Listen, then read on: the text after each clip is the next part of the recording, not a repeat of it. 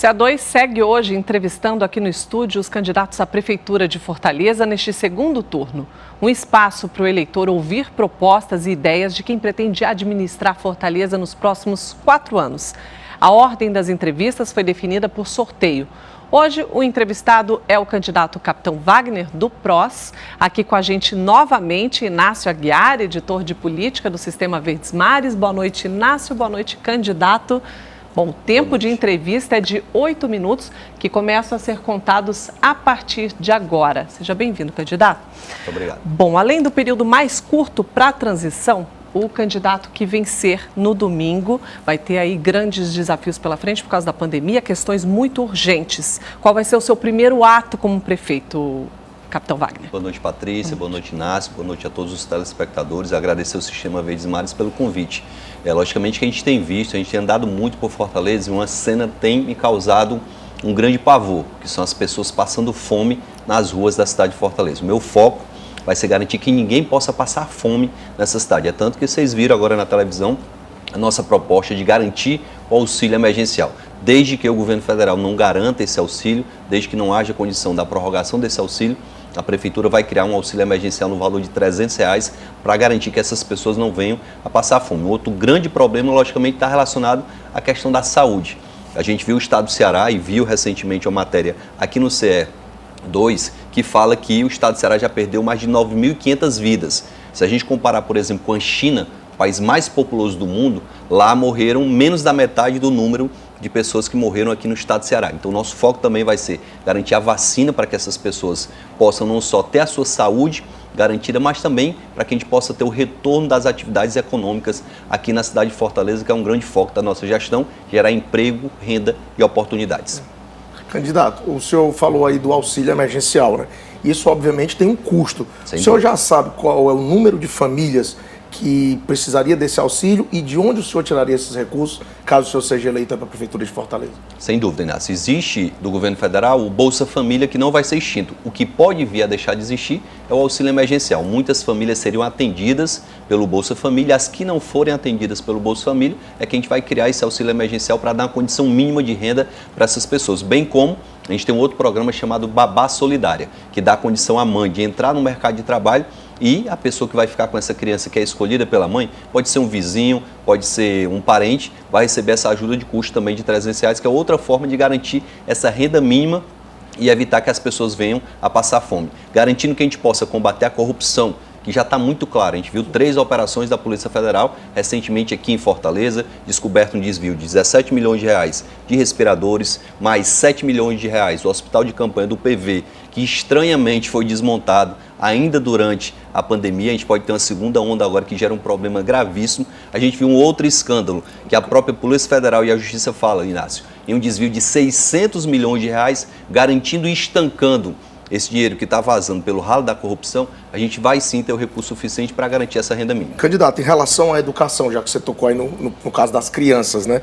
A rede pública tem esse problema de estar sem aulas presenciais. Se o senhor for eleito, como é que o senhor pretende tomar essa providência na educação para resolver esse problema aqui em Fortaleza? Inácio, eu também sou educador e imagino a preocupação que a gente tem que ter também com essa questão. A atual gestão até hoje não apresentou um plano de retomada das aulas nas escolas municipais. A rede privada iniciou algumas atividades, a gente está tendo aulas em algumas escolas, em algumas séries, e não há qualquer previsão de retorno das aulas nas escolas municipais. Primeiro porque não houve investimento do município em tecnologia para que a gente tenha pelo menos aula à distância. Você viu agora há pouco que o Estado adquiriu alguns kits e o ensino médio vai ter essa assistência através das escolas estaduais. Mas as escolas municipais não têm essa estrutura. A Luiziane criou o laboratório de informática, que o Roberto Cláudio fechou. A Luiziane criou as bibliotecas que funcionavam e o Roberto Cláudio também fechou. A nossa medida em relação à questão da educação vai ser garantir primeiro o retorno das atividades, desde que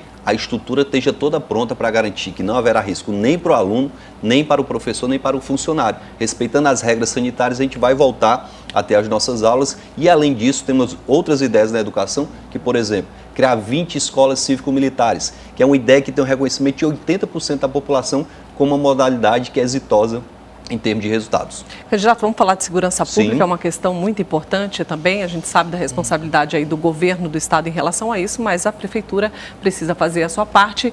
Como é que o senhor pretende aí reverter essa situação, né, baixar aí os níveis de violência? Patrícia, a gente viu recentemente um caso de mais um motorista de aplicativo que foi vítima de violência. Eu queria me solidarizar com a família do Wilker, que, como a matéria mostrou agora há pouco, a partir do momento que membros de facção identificaram que ele, por exemplo, era um militar, ele foi ateado fogo nele vivo. Foi uma tragédia, a gente está aqui também se solidarizando e lamentando esse acontecimento. Mas a Prefeitura tem sim grandes responsabilidades em relação à segurança pública. Ontem eu vi o candidato falar em colocar Wi-Fi em paradas de ônibus, mas espera aí, a parada é o local mais inseguro hoje que existe na cidade. É por conta disso que a gente quer criar o programa Segurança na Parada. O que é isso? Guardas municipais treinados, equipados e armados com motocicletas farão rondas nas paradas de ônibus. Em que momento? No momento em que há uma maior ociosidade de pessoas nas ruas. No começo da manhã, onde muitas pessoas são vítimas de assalto na parada de ônibus, nesse horário entre meio-dia e 14 horas, que também existem poucas pessoas na rua, e também no final do dia, quando as pessoas estão retornando do trabalho. Uma das medidas de segurança. Ontem eu vi o candidato também copiar uma ideia nossa, que é o sistema de vídeo monitoramento. Hoje a atual gestão utiliza o vídeo monitoramento para lhe multar, para arrecadar dinheiro com multa de trânsito. Nós vamos utilizar essa ferramenta para lhe dar segurança e para proteger o cidadão. Candidato, para a gente fazer mais uma pergunta, você apresentou aí algumas propostas. Para você executar essas propostas, caso você seja eleito, você vai precisar, obviamente, de apoio político.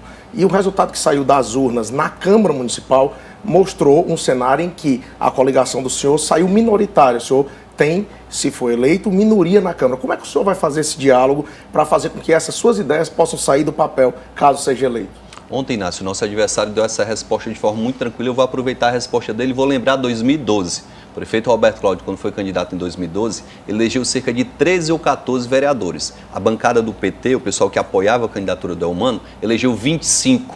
E facilmente, depois do segundo turno, o prefeito Roberto Cláudio sentou com esses candidatos, com esses eleitos, e conseguiu ter maioria na Câmara Municipal. O diálogo é presente em toda a minha vida, eu vou dialogar com esses vereadores, a gente conhece as demandas que eles têm em relação às suas comunidades, em relação às categorias que eles representam, e por conta disso, facilmente a gente vai construir essa base aliada para poder governar com segurança a cidade de Fortaleza. Rapidamente, proposta para saneamento básico, a gente sabe aí que 40% da população não tem acesso a esse serviço básico. Capitão, tem proposta para isso? Temos sim, o marco regulatório do saneamento nos permite buscar recursos internacionais para investir em obras de saneamento. A gente lamenta que o Partido do Sarto tenha entrado com a ação de inconstitucionalidade contra o marco regulatório do saneamento, que vai garantir o saneamento básico para quem mais precisa, que é quem está na periferia dessa cidade. Candidato, a gente já tem aí 47 segundos, o senhor pode fazer as suas considerações finais. Primeiro, agradecer a vocês pelo convite, agradecer o eleitor que tem acompanhado o nosso trabalho nesse segundo turno, com tempos iguais, com a forma de você comparar o candidato adversário e a nossa candidatura, você vai ter como tomar a melhor decisão no domingo. Queria convidar todos para, na próxima sexta-feira, acompanhar aqui no Sistema Verdes Mares um debate. Espero que o candidato venha. O candidato deixou de comparecer a 4 outros debates, o candidato Sarto, mas deve vir na sexta-feira. A gente vai poder comparar as duas candidaturas e eu lhe peço uma oportunidade para votar 90 e fazer com que um cidadão lá da periferia, um policial militar que venceu a partir da sua luta, que não tem padrinho político, de governar a cidade de Fortaleza e torná-la mais justa, mais igual, em melhores condições para que você possa viver. Candidato, obrigada pela entrevista. Obrigada também, Inácio. Obrigado, Patrícia. Obrigado, Wagner. Bom, o candidato Sarto do PDT falou hoje sobre propostas para a área de habitação.